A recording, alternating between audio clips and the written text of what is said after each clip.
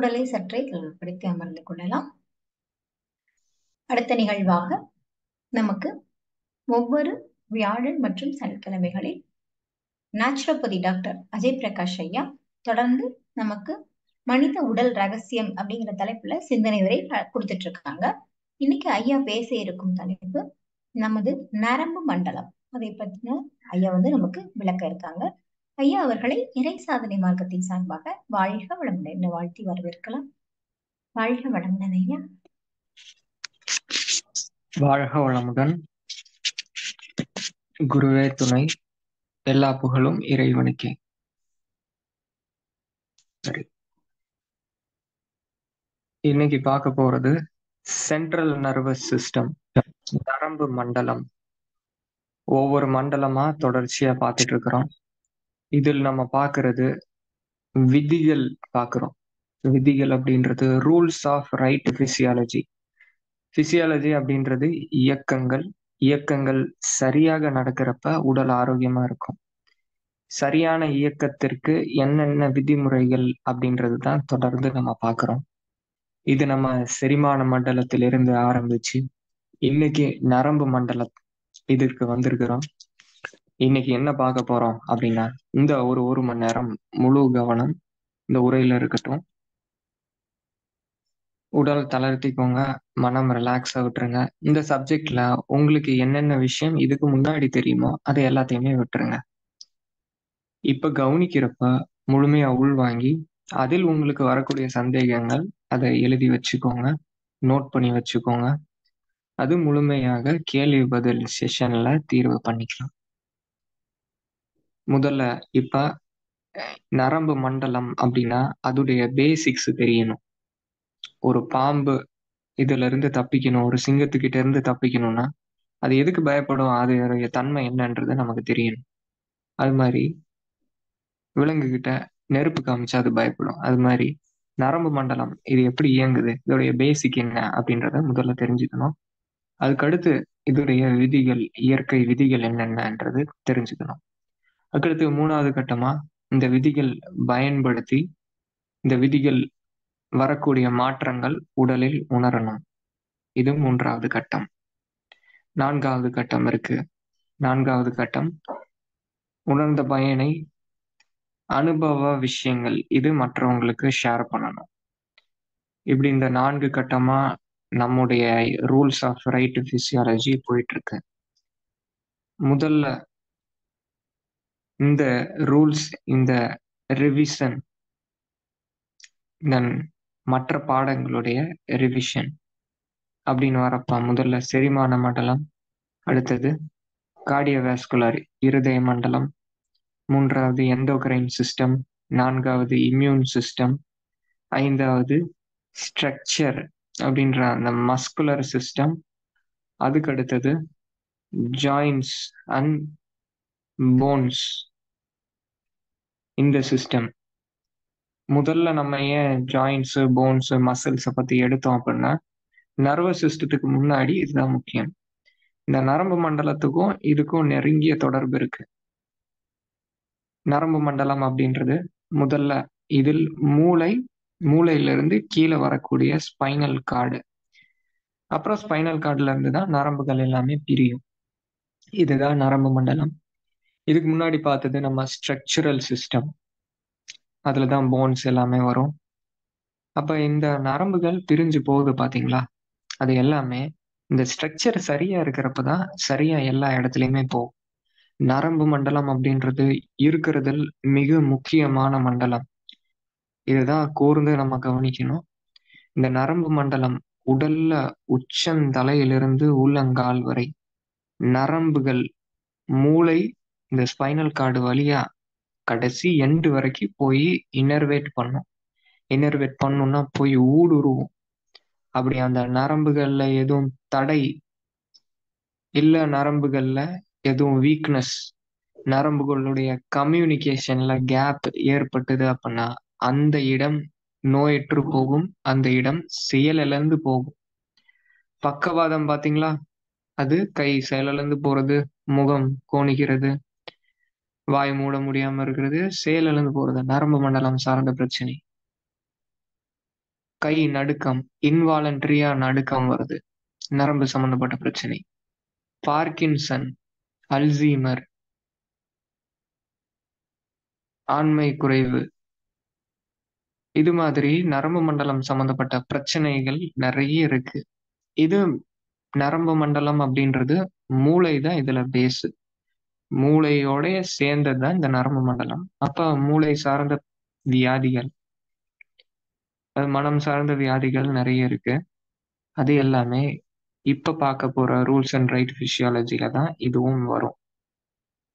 முதல்ல மூளை அப்படின்னு பாக்குறப்ப, மூளையில உச்சி மூளை அப்படின்றது பெரைட்டல் லோப், அதுக்கடுத்தது ஃப்ரான்டல் லோப் அப்படின்றது முன்பக்கம் இருக்கக்கூடியது, டெம்போரல் அப்படின்றது இருபக்கம் இருக்கக்கூடிய காதுகளுக்கு பக்கத்துல இருக்கக்கூடிய பகுதி, பின்பக்கம் இருக்கக்கூடியது ஆக்சிபிட்டல் லோப், அதுக்கடுத்தது மிட் பிரெயின் போகும், அதுக்கடுத்தது ஸ்பைனல் கார்டு. இது இந்த மூளையை சுத்திலுமே இருக்கிறது செரிப்ரோ ஸ்பைனல் ஃப்ளூயிடு. இந்த ஸ்பைனல் ஃப்ளூயிடு, இந்த திரவம் இதுதான் மூளையை பாதுகாக்கக்கூடிய திரவம். இந்த செரிப்ரோ ஸ்பைனல் ஃப்ளூயிடு இது ஸ்பைனல் கார்டு அதையுமே சுத்தி இருக்கும். அது இந்த ஸ்பைனல் கார்டுல இருந்து பெரிய நரம்புகளாக பிரியும். அது ஒவ்வொரு பாகத்துக்கு போகும்போது சிறு சிறு நரம்புகளாக பிரிஞ்சு உடல் முழுக்க இது சப்ளை பண்ணும். இந்த மூளை பாத்தீங்க அப்படின்னா இப்படி பிரிஞ்சிருக்கு இல்லையா, இந்த பிரிஞ்சிருக்கிறது மூளையின் எந்த பாகத்தில் அடிபடுதோ, எந்த பாகம் செயலிழந்து போகுதோ, கரெக்டா சரியா அந்த மூளையுடைய பாகம் எந்த வேலையை செய்யுதோ அந்த வேலை உடம்பில் நடக்காது. இது பேஸ், இது எல்லாருக்குமே புரிஞ்சது.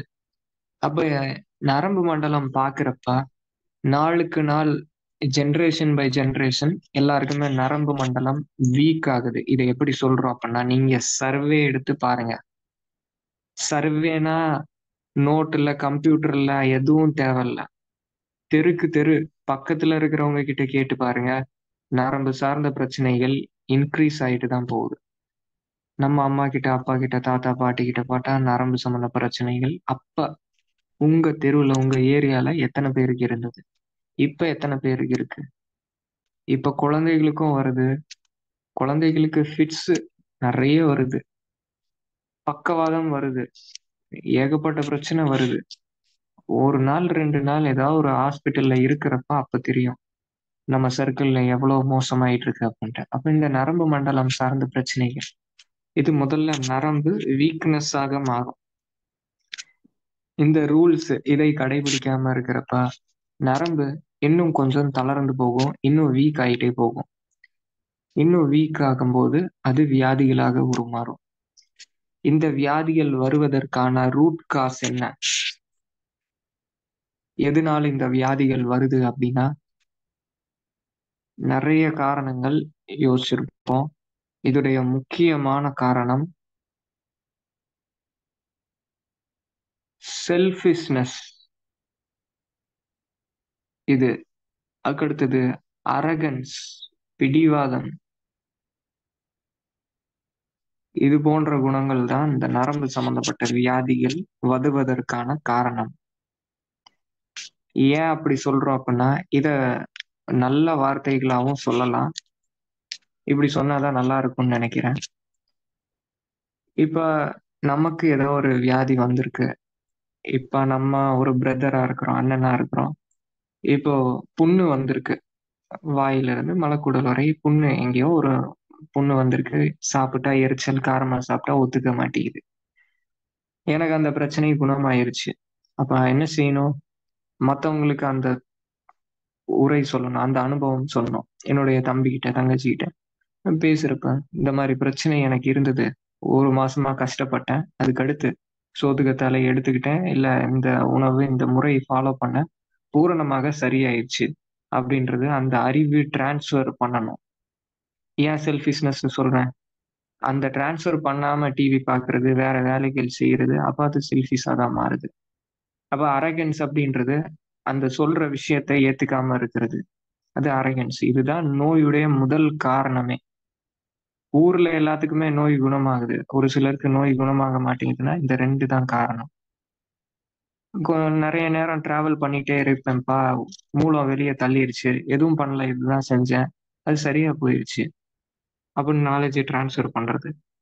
முதுகு வலி ரொம்ப ஆயிடுச்சு, வெயிட் தூக்குனேன், இந்த பயிற்சியை செஞ்ச முதுகு வலி பூரணமா சரியாயிடுச்சு. இதெல்லாமே சொத்துக்கு சமம். நான் சொன்னேன் இல்லையா, ரொம்ப சாதாரணமா இருக்குல்ல. இப்ப அல்சர், ஒரு மருத்துவமனைக்கு போறோம், வாழ்க்கை முழுக்க மருந்து கொடுப்பாங்க, லைஃப் டைம் முடியும் வரை. ஏன் கொடுக்குறாங்க? அவங்க சம்பாதிக்கிறதுக்காக கொடுக்குறாங்க? இல்ல, அதுதான் அங்க சிலபஸே, பாடத்திட்டமே அதுதான். பிசியாலஜி புக் எடுக்கிறப்ப, பேத்தாலஜி புக்கு எடுத்து பாருங்க, எம்பிபிஎஸ் எல்லா சப்ஜெக்ட்லயுமே வரும். Ulcer is only manageable, not கியூரபிள்னு தான் அதுல போட்டிருக்கோம். அப்ப அதுக்கு மருந்துகள் கொடுப்பாங்க. சரியாகுமானா கஷ்டம்னு தான் சொல்லுவாங்க. ஆனா ரொம்ப எளிமையா சரியாகும், இதுதான் உண்மை.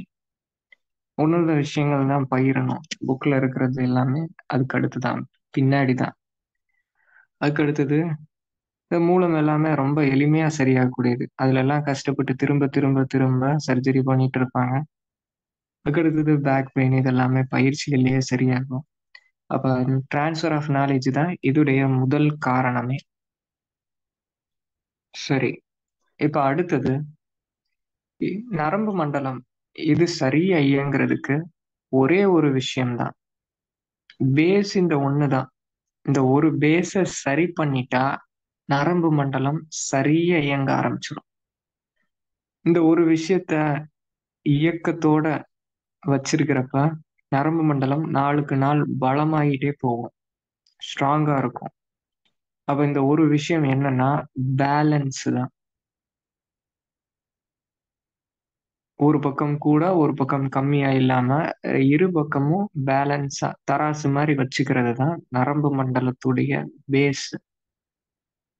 அப்ப இந்த நரம்பு மண்டலம், மூளை, ஸ்பைனல் கார்டுன்னு சொன்னோமா, மூளையில நமக்கு ரைட் ஹெமிஸ்பியர் இருக்கு, லெஃப்ட் ஹெமிஸ்பியர் இருக்கு. ஒரு சிலருக்கு ரைட் ஹெமிஸ்பியர் ரொம்ப அதிகமா வேலை செய்யும், ஒரு சிலருக்கு லெஃப்ட் ரொம்ப அதிகமா வேலை செய்யும். ஏதாவது ஒரு சைடு டாமினண்டா இருக்கும்.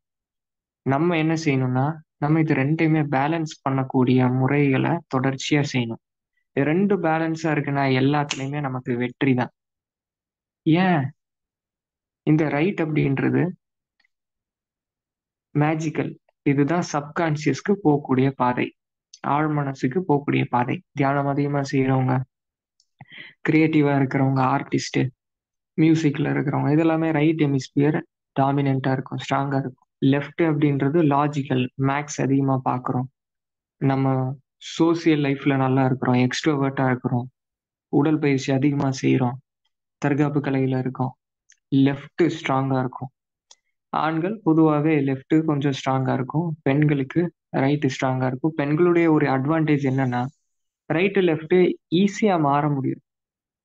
ஆண்கள் இப்ப ரைட்ல வேலை செய்யறோம் அப்படின்னா ரைட்லயே நீண்ட நேரம் இருக்க முடியும். பெண்கள் ரைட்ல இருந்து லெஃப்ட், லெஃப்ட்ல இருந்து ரைட்டு எளிமையா மாறி ஃபங்க்ஷனா மாத்திக்க முடியும். அது அவங்களுடைய ஒரு ஸ்பெஷாலிட்டி. எல்லாத்துக்குமே ஒவ்வொரு ஸ்பெஷாலிட்டி இருக்கு, ஒரு வீக்னஸும் இருக்கு. அப்ப உதாரணமா சொல்றேன், நமக்கு ஒரு விஷயத்த நினைவுபடுத்தணும் அப்படின்னா, அதை யோசிக்கிறப்ப உடனே அது ஆழ் மனசுல இருந்து லெஃப்ட் பிரெயினுக்கு வந்து அதை செயல்படுத்தணும் அப்படின்னா இரு பக்கமும் பேலன்ஸா இருக்கணும். லெஃப்ட் மட்டும் டாமினண்டா இருக்கிறப்ப ஆழ் மனசுல இருந்து வரக்கூடிய விஷயம் வராது. அப்ப ரைட் மட்டும் இருக்கிறப்ப அது ஞாபகம் இருக்கும், அதை செயல்படுத்த மாட்டோம். இது மாதிரியான சிக்கல்கள் வரும். அப்ப ரெண்டு சைடும் பேலன்ஸா இருக்கணும்னா அதுக்கு பயிற்சி முறைகள், பேலன்சிங் நிறைய இருக்கு. இரு பக்கமும் செய்யக்கூடிய வேலைகள் செய்யணும். அப்ப உடலுக்கும் அதிகமா வேலை கொடுக்கணும், உடல் பயிற்சி செய்யணும். மேக்ஸ் அப்படின்ற அந்த கணக்கு லாஜிக்கலாவும் இருக்கணும், சரியாவும் இருக்கணும்.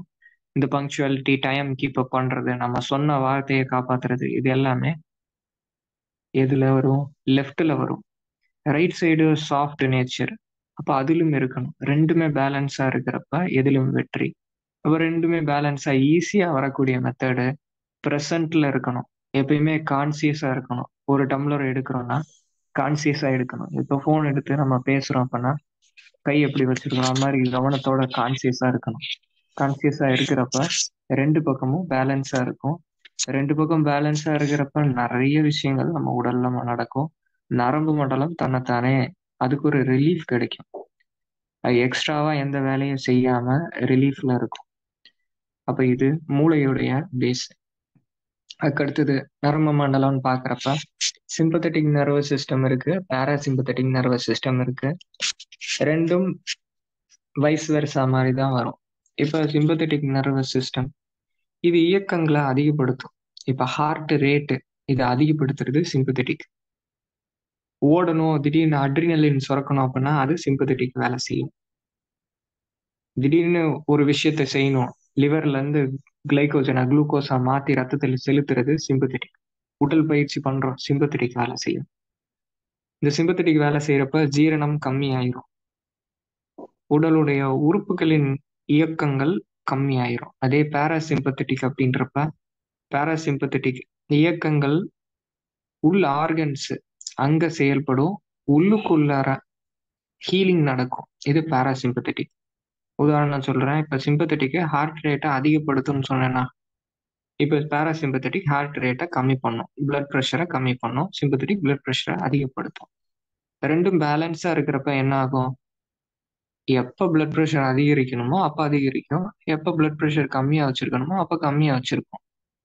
இது பாராசிம்பத்தட்டிக்கு செயல்பாடே கிடையாது அப்படின்னா, சிம்பத்தட்டிக் மட்டும் டாமினண்டா இருக்கு, ஸ்ட்ராங்கா இருக்கு அப்படின்றப்ப சிம்பத்தட்டிக் மட்டுமே பிளட் ப்ரெஷர் அதிகமாவே இருக்கும், அட்ரினலின் அதிகமாவே இருக்கும், குளுக்கோஸ் ரிலீஸ் பண்ணும், டைஜஷன் அங்க நடக்காது. பாராசிம்பத்தட்டிக் இயங்குனாதான் டைஜஷன் நடக்கும். டைஜஷனை ஸ்டிமுலேட் பண்றது பாராசிம்பத்தட்டிக். அப்ப இது எல்லாமே இருக்கு. அப்ப இதுல இருந்து ஒரு விஷயம் கவனிச்சீங்க அப்படின்னா, ஊரையே அச்சுறுத்துற விஷயம் இந்த பிளட் ப்ரெஷர். இந்த பிளட் ப்ரெஷரை எளிமையானமா பாராசிம்பத்தட்டிக் நர்வஸ் சிஸ்டத்தை தூண்டுறப்பயே பிளட் ப்ரெஷர் கம்மி ஆகும். அப்ப ரெண்டு சைடு பேலன்ஸா இருக்கணும் அப்படின்றப்ப சிம்பத்தட்டிக்கை தூண்டுற விஷயம் எது, பாராசிம்பத்தட்டிக்கை தூண்டுற விஷயம் எது எது அப்படின்றது தெரிஞ்சுக்கணும். சிம்பத்தட்டிக்கை தூண்டுற விஷயங்கள் எது? உடல் இந்த ஸ்ட்ரக்சர் மசில்ஸுக்கு வேலை கொடுக்கறது, நல்லா ஹார்டா உடல் பயிற்சி பண்றது, வேகமா ஓடுறது, இது எல்லாமே சிம்பத்தட்டிக். பாராசிம்பத்தட்டிக் அப்படின்னா யோகா ஆசனங்கள் நீண்ட நேரம் அப்படியே மெயின்டைன் பண்றது. அதே இப்ப வேகமா பயிற்சி செஞ்சோம்னா அது சிம்பத்தட்டிக்ல வேலை செய்யும். ஸ்டாட்டிக்கா ஒரு ஆசனத்துல அப்படியே கண்கள் மூடி மெயின்டைன் பண்றோம் பாருங்க, பாராசிம்பத்தட்டிக் இன்க்ரீஸ் ஆகும். தியானம் பண்றப்ப பாராசிம்பத்தட்டிக் இன்க்ரீஸ் ஆகும். மூச்சு பயிற்சிகள் பண்றப்ப பாராசிம்பத்தட்டிக் இன்க்ரீஸ் ஆகும். அப்ப இது எல்லாமே பாராசிம்பத்தட்டிக் இன்க்ரீஸ் பண்றது. இது அறிவியல், இது 100% நடக்கும். இப்படித்தான் உடல்ல வேலை செய்யுது. பிபி இருக்கு, பிளட் ப்ரெஷர் இருக்கு, நான் சொன்ன ஃபங்க்ஷனிங் சரியா இல்லை, இப்ப சொன்ன விஷயங்கள் செய்யுங்க. ஆசனத்துல ஒரு நீண்ட நேரம் மெயின்டைன் பண்ணுங்க, ரிலாக்ஸா மூச்சு பயிற்சி பண்ணுங்க, தியானம் பண்ணுங்க, ரிலாக்ஸேஷன் எடுங்க. பிபி கண்டிப்பாக 100% கம்மியாகும். இப்ப நான் இருக்கிற இடத்துல இங்க மதுரையில நிறைய இப்ப கேள்விப்படுறோம். இப்ப பிபி இருக்கு, சர்க்கரை வியாதி இருக்கு அப்படின்னா முன்னாடி எல்லாம் 120 80 இதை விட கொஞ்சம் ஜாஸ்தியா இருந்தாலே பார்டர்ல இருக்குங்க, இந்த மருந்து எடுத்துக்கோங்கன்னு பிரிஸ்கிரைப் பண்ணிடுவாங்க. அப்ப மாட்டிக்கிட்டாங்க, அவ்வளவுதான். சர்க்கரை வியாதி இருக்குன்னா சர்க்கரை ஜாஸ்தியா இருக்கு அப்படின்ட்டு டேப்லெட் கொடுத்துருவாங்க. அப்புறம் குறைக்கிறது எல்லாமே கிடையாது யாருமே. அந்த டாக்டரை குறைக்கிறாரா? ரொம்ப ரொம்ப கம்மி. ஆனா இப்ப எல்லாம் என்ன ஆயிருக்கு அப்படின்னா, பிபி கம்மியா இருந்தது, பிபி அதிகமா இருந்தது, அந்த டாக்டர் என்ன சொன்னாரு? அந்த டாக்டரே வாக்கிங் போக சொன்னாரு, தியானம் பண்ண சொன்னாரு, யோகா பண்ண சொன்னாரு, 10 நாள் கழிச்சு திரும்ப செக் பண்ணிக்கோன்னு சொன்னாரு. அப்படித்தான் சொல்றாங்க. இப்ப நம்ம சுகாதாரம் ஔஷதம் அப்படின்ற பேர்ல diet and life style changes மூலமா எல்லா வியாதிகள், சர்ஜரி தான் தீர்வு அப்படின்ற எல்லா வியாதிகள் குணப்படுத்துறோம். அப்ப அப்படி வரப்ப நம்ம கேக்குறப்ப இது மாதிரிதான் சொல்றாங்க பேஷண்ட்ஸ் எல்லாமே. அப்ப இது நம்ம நம்ம இடம் இன்னும் பாசிட்டிவா வரக்கூடியதுக்கு நம்ம கண் முன் காட்டுற ஒரு ஆதாரம். இப்ப விதிகள், இந்த விதிகளுக்கு போறப்ப இந்த சிம்பத்தட்டிக்கு பாராசிம்பத்தட்டிக் ரெண்டையுமே பேலன்ஸா வச்சுக்கணும். மூளையும் ரைட் ஹெமிஸ்பியர் லெஃப்ட் ஹெமிஸ்பியர் ரெண்டையுமே பேலன்ஸா வச்சுக்கணும். அப்ப எந்தெந்த வேலை எது செய்யுதுன்னு தெரிஞ்சுக்கிட்டு ரெண்டையுமே செய்யறது தான் இதுடைய முறை. ரைட் டாமினண்டா இருக்கிறவங்களுக்கு மேக்ஸ் பிடிக்காது, லாஜிக்கலா இருக்கிறது பிடிக்காது. அப்ப பிடிக்காத விஷயத்த செய்யணும். அப்பதான் பேலன்ஸ் ஆகும்.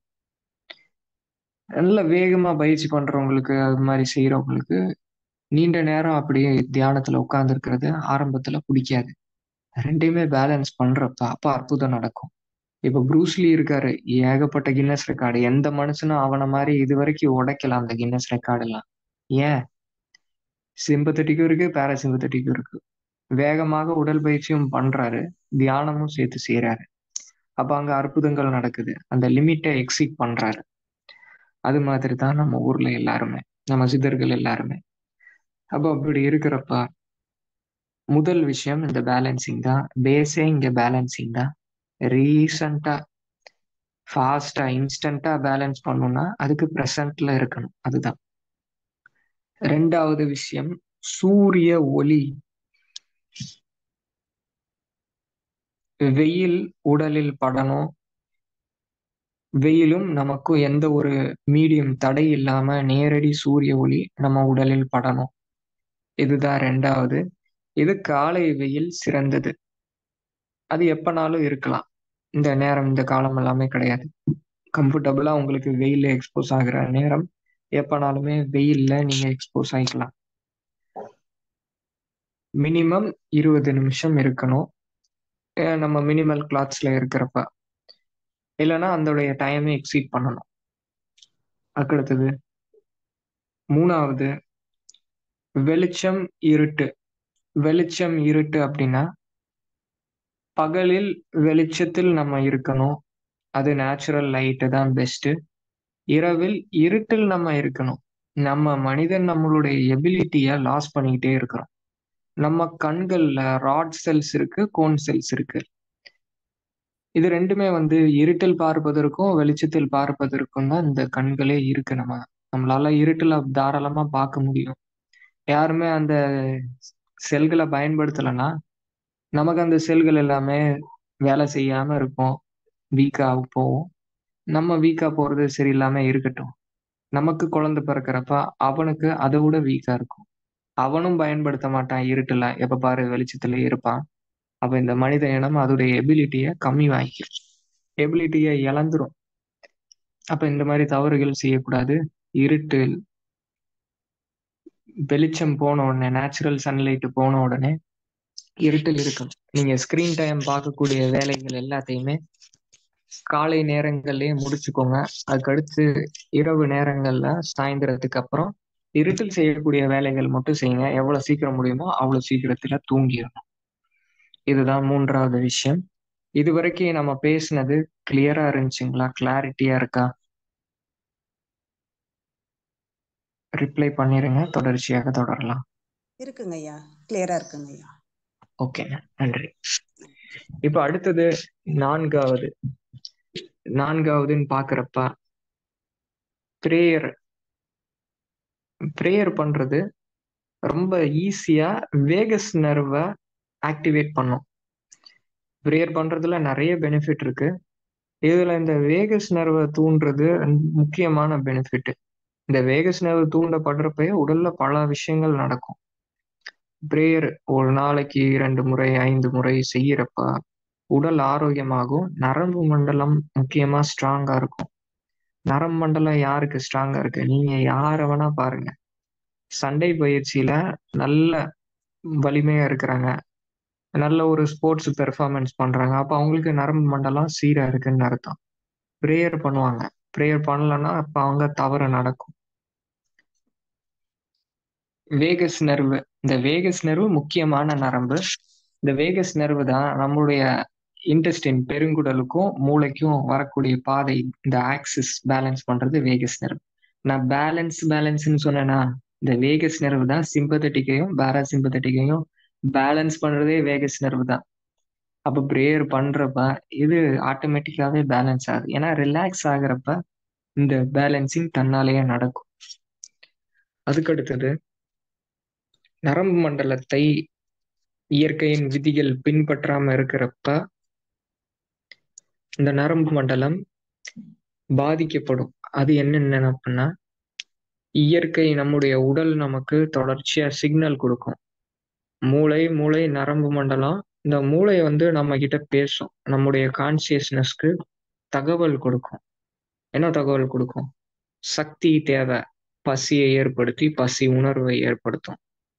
தூக்கம் தேவை, கழிவுகளை வெளியேற்றணும், யூரின் சென்சேஷனை ஏற்படுத்தும். மலக்கழிவுகள் வெளியேற்றணும், அதோடைய சென்சேஷனை வெளியேடுத்தும். தாகத்தை ஏற்படுத்தும்.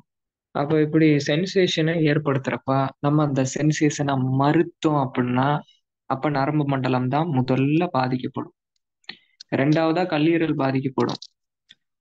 அப்ப நரம்பு யார் யாருக்கு வீக்கா இருக்கும், நரம்பு தளர்ச்சி எல்லாம் இருக்கிறவங்களுக்கு இதெல்லாமே கேளுங்க. யூரின் அடக்கி வைக்கிற பழக்கம் இருக்கும், மோஷன் அடக்கி வைக்கிற பழக்கம் இருக்கும், தாகம் எடுத்தும் தண்ணி குடிக்காம இருப்பாங்க, நேரம் கெட்டு நேரம் சாப்பிடுவாங்க, பசி எடுத்து சாப்பிட மாட்டாங்க. தூக்கம் சரியா இரவுல தூங்காம இருந்தாலே நரம்பு எல்லாமே கெட்டு போயிடும். குழந்தையின்மை பிரச்சனை இருக்கு அப்படின்னா இரவு நீண்ட நேரம் வேலை செய்யறாங்க, 11 மணி வரைக்கும் கம்பெனிலேயே ஆபீஸ்லயே 11 மணி வரைக்கும் முடியறதுக்கே அத்தனை டைம் ஆயிருது. அப்ப தூங்குறதுக்கு 1 மணி ஆக்கிறாங்க. அதுக்கடுத்து ரிலாக்ஸ் பண்ணும் அப்படின்ற பேர்ல இன்னும் உடலுக்கு வேலை அதிகமா கொடுத்து இன்னும் நரம்பு மண்டலத்தை பாதிச்சு 1 மணி தூங்கினா அப்ப எப்படி குழந்தை இருக்கும்? இருக்காது, நரம்பு மண்டலம் பாதிக்கப்படும். அப்ப இது நரம்பு மண்டலத்தை பாதிக்கக்கூடியது எக்ஸர்சன். அதுக்கு அடுத்தது நம்முடைய ஃபீலிங், நம்ம எப்படி ஃபீல் பண்றோன்றது அன்னைக்கு அந்த நரம்பு மண்டலத்தை தீர்மானிக்கும். அப்ப ஃபீலிங் இதை சரி செய்யணும், இதை கரெக்டா வச்சுக்கணும் அப்படின்னா நான் ஆரோக்கியமா இருக்கிற மாதிரி ஃபீல் பண்ணணும், நான் ஸ்ட்ராங்கா இருக்கிற மாதிரி ஃபீல் பண்ணணும். அப்ப நம்ம இதுக்கு என்ன செய்யணும்? கண்ணை மூடி அப்படியே நம்ம ஸ்ட்ராங்கா இருக்கிற மாதிரி ஃபீல் பண்ணலாமா? கண்ணை மூடி ஆரோக்கியமா இருக்கிற மாதிரி ஃபீல் பண்ணலாமா? கண்டிப்பா பண்ணலாம். அது உடல்ல உடனடிய மாற்றங்களை ஏற்படுத்தும். ஆனா அது நீண்ட நேரம் எல்லாமே இருக்காது, அது தொடர்ச்சியா செய்யணும். அதுக்கு சிம்பிளா பிராக்டிக்கலா ஒரு வழி சொல்றேன். டெய்லி உடல் பயிற்சி பண்ணணும். உடல் பயிற்சி பண்ணிட்டா நம்ம இப்போ ஒரு உடல் பயிற்சி பண்றோம், நேத்து ஒரு 30 வினாடிகள் அந்த நிலையில இருந்திருக்கிறோம், இன்னைக்கு 40 வினாடி இருக்கும். ஆட்டோமேட்டிக்கா நம்முடைய மூளை நம்ம உடல் வந்து ஸ்ட்ராங்கா இருக்கிறது போல ஃபீல் பண்ண வச்சிரும். நம்ம ஆழ் மனசுல அந்த செய்திகள் போகும், ஆரோக்கியமா இருக்கிற மாதிரியே நல்ல லைஃப் ஸ்டைல்ல வரப்பயே ஆரோக்கியமா இருக்கிற மாதிரியான ஃபீலிங் கிடைக்கும். அப்ப அந்த ஃபீலிங் தான் நரம்பு மண்டலத்தை நாள் முழுக்க சீரா வச்சிருக்கிறது. நம்ம சோகமாவே இருக்கோம், டிப்ரெஸ்டாவே இருக்கோம், நரம்பு மண்டலத்தை பாதிக்கும். கோவப்படுறோம், நரம்பு மண்டலத்தை பாதிக்கும். இப்ப இது எல்லாமே இருக்கு. ஏன் அதிகமா கோவப்படுறாங்க, ஏன் அதிகமா கொலை பண்றாங்க, ஏன் அதிகமா சூசைட் நடக்குதுன்னா அதுதான் பாக்குறாங்க. பாக்குறப்ப அதுதான் நடக்கும். ஆல்கஹால் அதிகமா குடிக்கிற மாதிரி தியேட்டர்ல எடுக்கிறாங்க, படம் எடுக்கிறாங்க, டிவியில சீரியல்கள்ல கோவப்படுற மாதிரி எல்லாமே காட்டுறாங்க. அது பாக்குறப்ப அது சப்கான்சியஸ் மைண்டுக்கு செய்திகளாக போகும். அதுதான் நம்முடைய லைஃப்ல நடக்கும். நான் ப்ரொஃபஷனல் ஹிப்னோதெரப்பி நிறைய மாஸ்டர்கள்ட்ட படிச்சிருக்கிறேன். மூளை, மைண்டு இதை பத்தின சப்ஜெக்ட் அடிக்கடி நான் தெரிஞ்சுக்கிட்டு இருப்பேன். அப்ப இதுதான் நம்ம மனம் எல்லாமே அவுட் சைடு தான் கண்ட்ரோல் பண்ணுது, நம்ம உள்ள இருந்து கண்ட்ரோல்ல இல்லை. அதுல இருந்து விடுவிச்சுக்கணும். தேவையில்லாத பதிவுகள், படம் எல்லாமே பார்த்து ஒரு 10 வருஷம் ரொம்ப எல்லாமே பார்த்ததே கிடையாது. டிவி இது மாதிரியான தவறான இன்புட் உள்ளுக்குள்ள கொடுக்கக்கூடிய விஷயங்கள் எல்லாத்தையுமே கட் பண்ணணும். அப்ப நம்முடைய என்ன தேவையோ அதை நோக்கி போக முடியும். இப்ப இது எல்லாமே இருக்கு. அதுக்கு அடுத்தது மனம், இந்த பிரெயினுமே பார்த்தோமா மூளை சம்பந்தப்பட்ட வியாதிகள். இதுவுமே மூளை சம்பந்தப்பட்ட வியாதிகள்னா அப்சசிவ் கம்பல்சிவ் டிசார்டர். கை கழுவிட்டே இருப்பாங்க, சோப் போட்டு கழுவி திரும்ப கழுவுவாங்க, ஷூவை போட்டுக்குவாங்க, எங்க எங்க போனாலுமே ஷூ போட்டே இருப்பாங்க. இதுல அப்சசிவ் கம்பல்சிவ் டிசார்டர்ல நிறைய இருக்கு. இது ஒரு மூளை சம்பந்தப்பட்ட வியாதி. வீடை தொடச்சிட்டே இருப்பாங்க, நீட்டா இருந்தாலுமே திருப்பி எடுத்து போட்டு திரும்ப தொடப்பாங்க, நீட்டா இருந்தாலுமே துணியை திரும்பி துவைப்பாங்க. இது மாதிரியான பிஹேவியர் இது நரம்பு சம்பந்தப்பட்ட வியாதி. அதுக்கடுத்தது ஒரு டெண்டன்சி அதிகமா வருது, சூசைடல் டெண்டன்சி, பயம், இது மாதிரியானது எல்லாமே அதிகமா வருது. இது இது இது எல்லாமே தான். அப்ப இது நரம்பு மண்டலம் சரி பண்றப்ப தன்னாலே இது எல்லாமே சரியாகும். மருந்துடைய சப்போர்ட் இதுக்கு எடுத்துக்கலாம். மருந்துடைய சப்போர்ட் இது நிப்பாட்டணும் அப்படின்றது எல்லாமே நான் எந்த பதிவுலையுமே சொல்லல. முறைப்படி அதை கொஞ்சம் கொஞ்சமாக சரியாக்கி பேலன்ஸ் பண்ணிக்கணும்.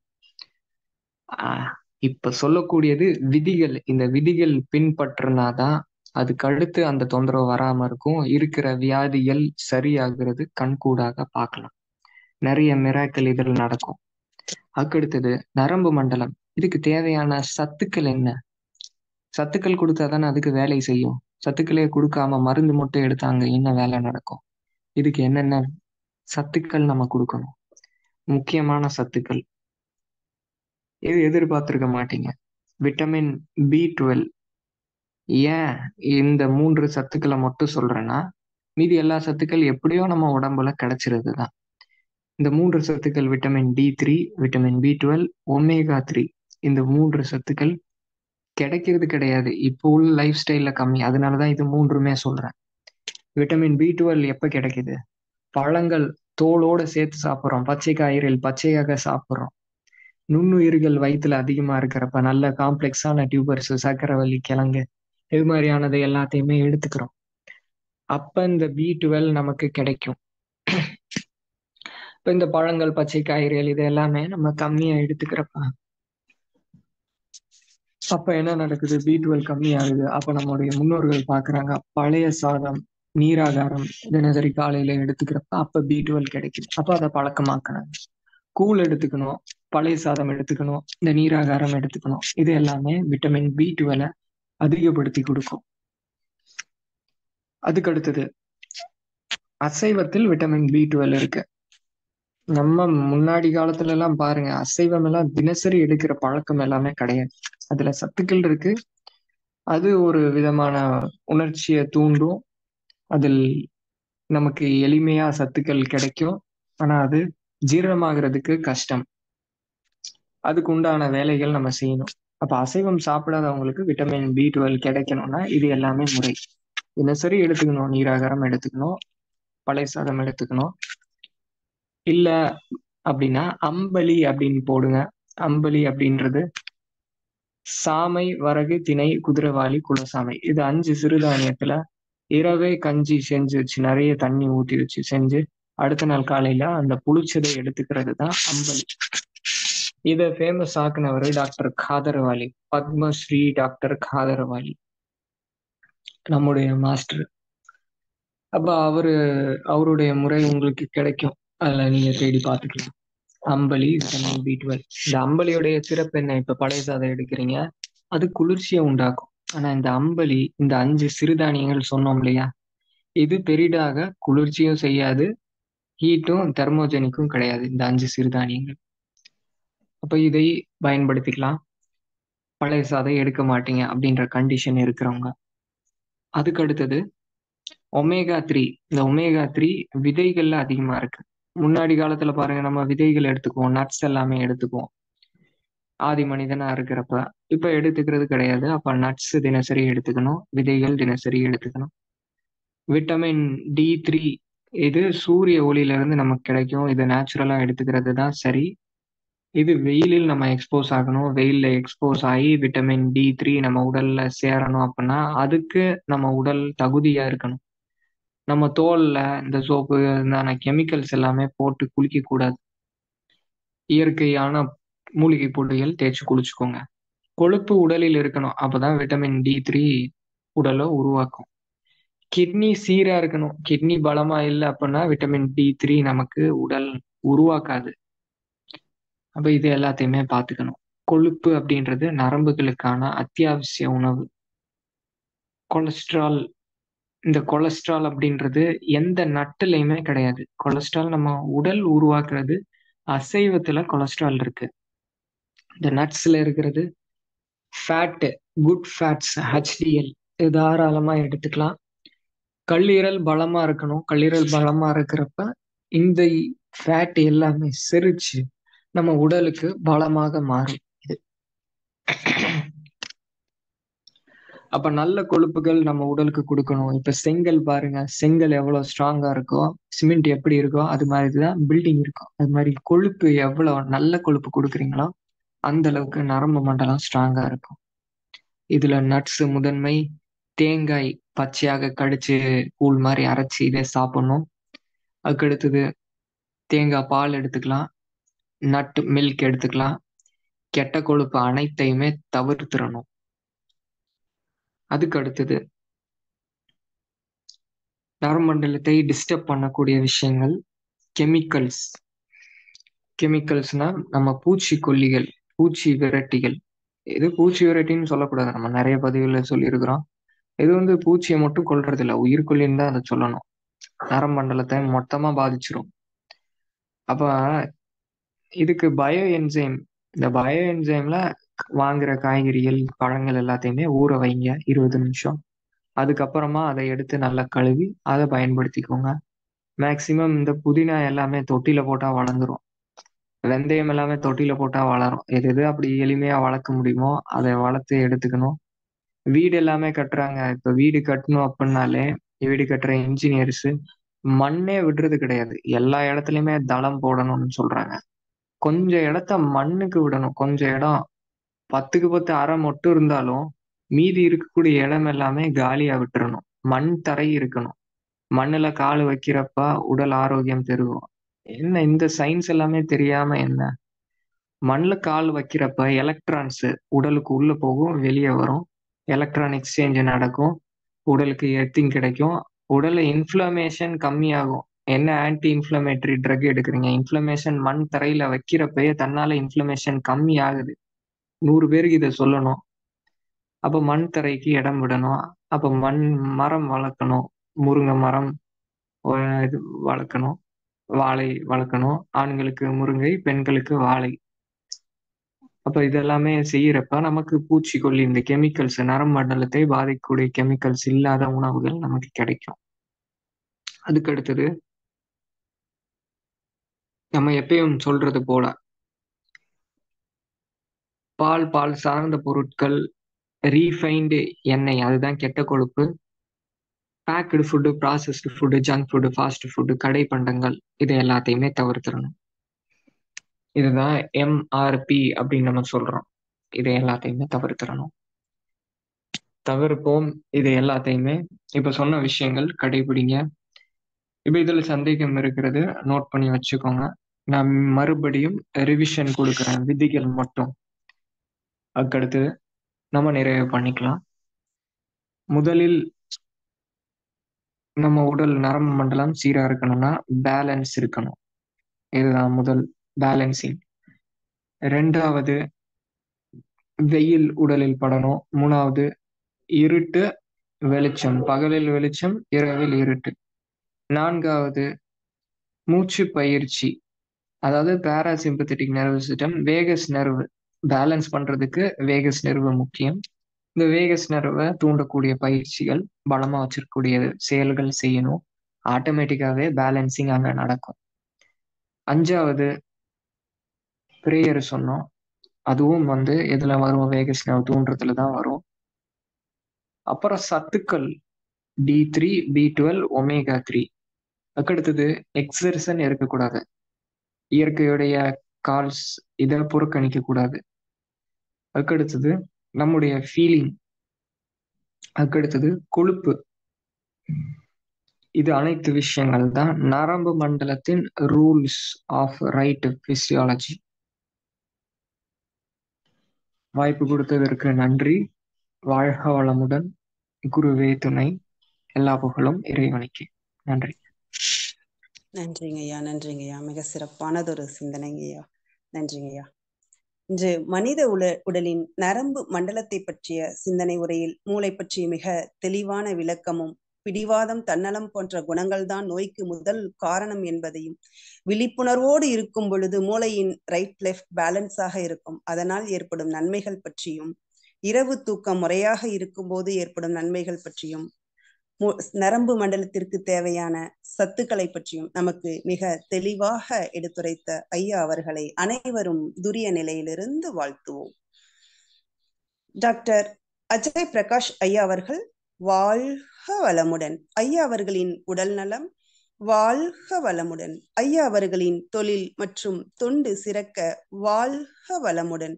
ஐயா அவர்களும் அவரது அன்பு குடும்பமும் அருட்பேராற்றல் கருணையினால் உடல் நலம், நீல் ஆயுள், நிறை செல்வம், உயர்ப்புகழ், மெய்ஞானம் ஓங்கி வாழ்க வளமுடன், வாழ்க வளமுடன், வாழ்க வளமுடன். மிக்க நன்றிங்க ஐயா, மிக்க நன்றிங்க ஐயா.